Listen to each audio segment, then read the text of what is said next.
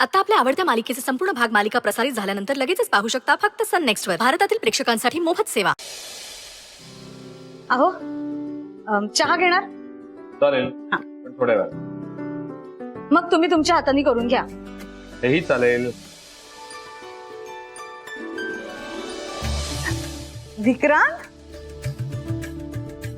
Vikrant, congratulations बाळा. Congratulations Vikrant, congratulations. I am so happy for you. Finally तू match जिंकलायस. Thank you आई. गिरीजा,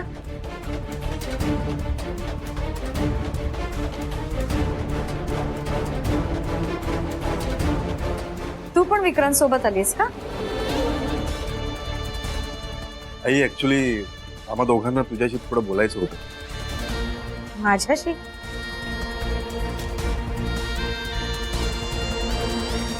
माझ्याशी काय बोलायचंय? बसून बोलूया. गिरिजा बस.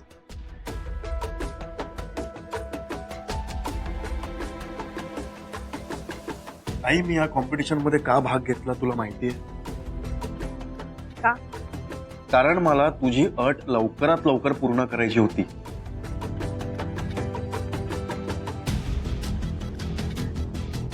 आता हे कॉम्पिटिशन जिंकल्यावर मला जे पैसे मिळालेत त्या पैशांमधून मी माझं कॅफे सुरू करणार आहे.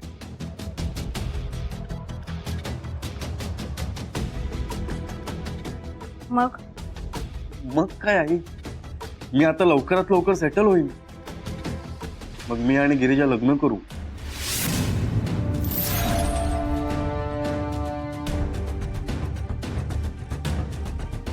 आई तुझा गैरसमज दूर करण्यासाठीच मी हे पाऊल उचललं.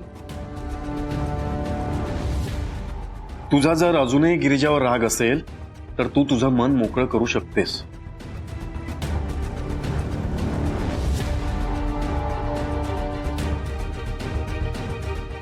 आई बोलून प्रश्न सुटतात.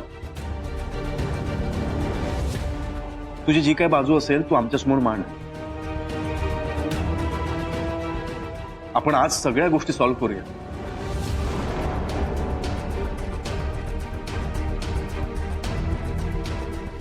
अरे माझा कशाला राग असेल गिरिजावरती? आणि गैरसमज माझा नाही तुमचा झालाय.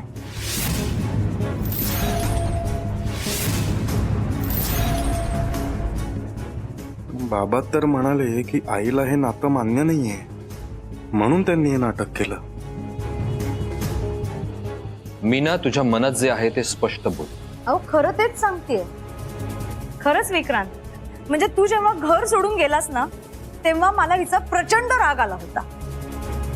वाटलं होतं हिच्यामुळेच माझ्या मुलाला सगळं सहन करावं लागतंय. आई तिच्यामुळे नाही तिच्यासाठी मी सगळं सहन केलंय. प्रेम करतो का आम्ही एकमेकांवर? हो रे बाळा, माहितीये. आई जर तुला माहिती होतं तर मग तू गिरिजाला पैसे देऊन माझ्या आयुष्यातून निघून जायला का सांगितलंस?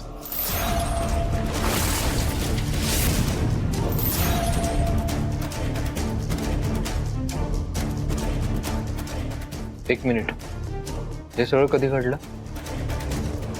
दुकानाच्या उद्घाटनाच्या दिवशी. मीना तू निर्लज्जपणाची हद्द पार केलीस, कळतंय का तुला? आई का केलंस तू असं? अरे देवा, या बळेने तर विक्रांतला सगळंच सांगितलेलं दिसतंय.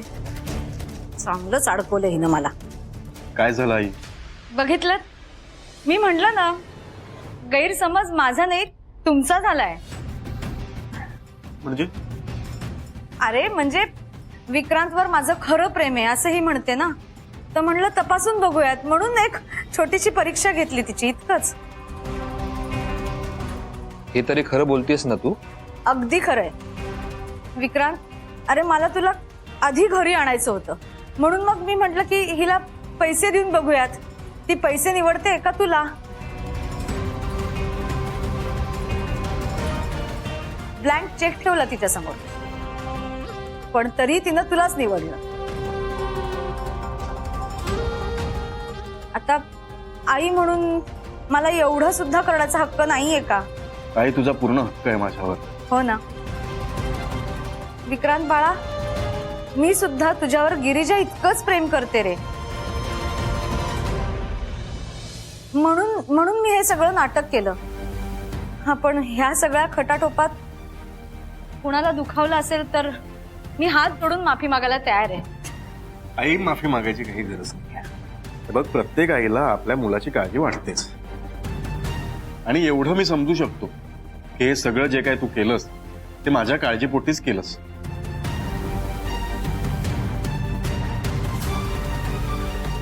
पाहिलंच गिरिजा, आईच्या मनात काहीही नाही.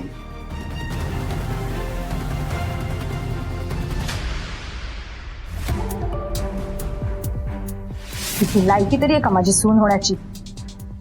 माझा विक्रांत कुठे आणि ती कुठे?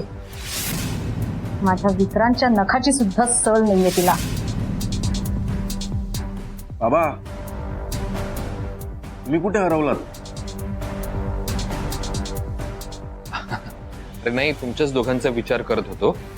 मी काय म्हणतो, काही प्रॉब्लेम नसेल तर आपण तुमच्या लग्नाची तारीख ठरवून टाकूया. काय मीना? हो, माझी काहीच हरकत नाहीये. गिरिजा, तुझ्या आईला बोलवून घे, आपण सगळं फायनल करून टाकूया. हो हो, तुझ्या आईला आधी विचार, म्हणजे त्यांना विचारून मुहूर्त काढूयात.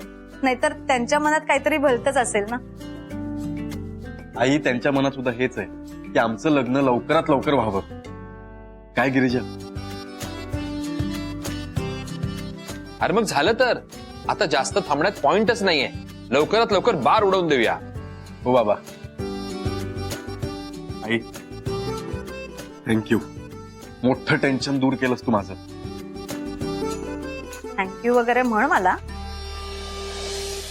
पण तुमच्या लग्नाच्या बाबतीत माझी एक अट आहे.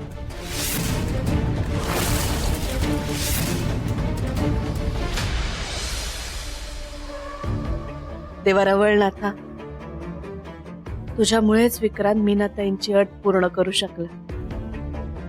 असाच पोरांच्या पाठीशी राहा रे बाबा. आता पोरं त्यांच्याशी बोलायला गेली, हे एकदा व्यवस्थित पार पाड म्हणजे झालं. आई, काय झालं आई? एवढं अस्वस्थ का दिसताय? मन थाऱ्यावर नाही गो. मी थोडासा चहा करून आणते, बरं वाटेल तुम्हाला. नाही नको, आता तिथलं काय कळल्याशिवाय बरं नाही वाटणार मला.